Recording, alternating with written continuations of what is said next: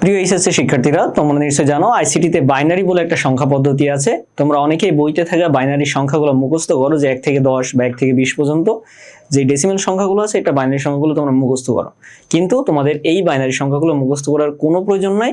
এর খুব একটা সিম্পল চার্ট আছে, যে সিম্পল চার্টের মাধ্যমে তুমি যে কোনো ডেসিমেল সংখ্যার বাইনারি মান, আবার একইভাবে যে কোনো বাইনারি সংখ্যার ডেসিমেল মান নির্ণয় করতে ফেলতে পারো।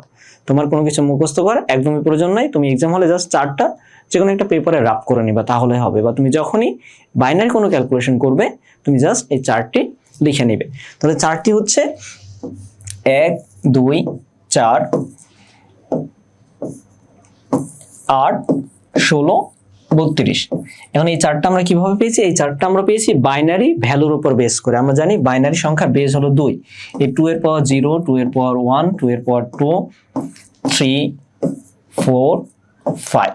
তুমি যদি এই ভ্যালুগুলো বের করো, তাহলে এইভাবে 1 2 4 8 6 32 এরকম একটা সিরিজ পাবে। এই সিরিজের সাহায্যে তুমি যে কোনো বাইনারি সংখ্যা ডেসিমেল মান, আবার ডেসিমেল সংখ্যার বাইনারি মান নির্ণয় করতে পারবে।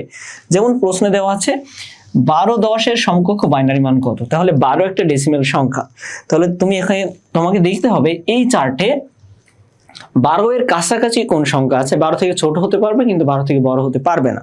তাহলে দেখো 12 এর সব থেকে কাছাকাছি সংখ্যা হলো 8। তাহলে 8 নিবে। এরপরে 8 এর সাথে কত যোগ করলে 12 হয়? তাহলে আমরা জানছি 8 এর সাথে 4 যোগ করলে 12 হয়। তাহলে বাকি যেই ডান পাশে যেই ঘরগুলো খালি থাকবে সেগুলো হলো 0। তাহলে আমাদের এই যে 12 10 যেই বাইনারি সংখ্যা আছে, বা 12 10 যেই ডেসিমেল সংখ্যা আছে, এই ডেসিমেল সংখ্যার বাইনারি মান হচ্ছে 1100।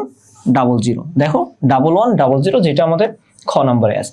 সো এইভাবে তুমি সহজেই যে কোনো ডেসিমেল সংখ্যার বাইনারি মান নির্ণয় করতে পারবা, আবার বাইনারি সংখ্যা ডেসিমেল মান নির্ণয় করতে পারবা। যেমন ধরো তুমি যদি ঠিক উল্টাটা করতে, যে তোমাকে বলা হতো 1100 বাইনারি সংখ্যা, এর সমকক্ষ ডেসিমেল মান কত, তুমি সিম্পলি এই চার্টের ডান দিক থেকে লিখবে 0011। ঠিক 11 যেখানে আছে সেই সংখ্যা দুইটা তুমি যোগ করবে। যোগ করলে তুমি তোমার কাঙ্ক্ষিত ডেসিমেল মান পেয়ে যাবে। এইভাবে তুমি খুবই সহজে বাইনারি থেকে ডেসিমেল এবং ডেসিমেল থেকে বাইনারি নির্ণয় করতে পারবে, সেটা ছোট সংখ্যা হোক বা বড় সংখ্যা হোক। তাহলে দেখো এইভাবে তোমরা নির্ণয় করবে, কোনো রকম বাইনারি মুখস্থ করার কোনো প্রয়োজন নাই। দেখো তোমরা এইচএসসি 26 এবং 27 ব্যাচ যারা আছো, বিশেষ করে 26 ব্যাচ, তোমাদের কিন্তু কিছুদিন পরেই এক্সাম। সো এই শেষ মুহূর্তে পূর্ণাঙ্গ প্রস্তুতির জন্য তোমরা এইচএসসি আইসিটি শিওরি প্লাস কোর্সে ভর্তি হয়ে যেতে পারো। প্রতিটি ক্লাস গুগল মিটে হবে এবং প্রতিটি ক্লাসের পিডিএফ নোট থাকবে, প্লাস প্রতিটি অধ্যায়ের জন্য এক্সক্লুসিভ নোট থাকবে। আর তোমরা যারা এইচএসসি 27 ব্যাচ আছো, এইচএসসি 27 ব্যাচের জন্য আমাদের ইবিআই 4.0 কোর্সটি আছে, এখানে তোমরা জয়েন হয়ে যেতে পারো। ক্লাস শুরু হবে জুন মাস থেকে। এরপর তোমাদের প্রতিটি ক্লাস ফেসবুক লাইভে নেওয়া হবে, আমাদের যেটা ইবিআই 4.0 কোর্সটি আছে। সো আর দেরি না করে এখনই ভর্তি হয়ে যাও আমাদের এই দুর্দান্ত কোর্সগুলোতে।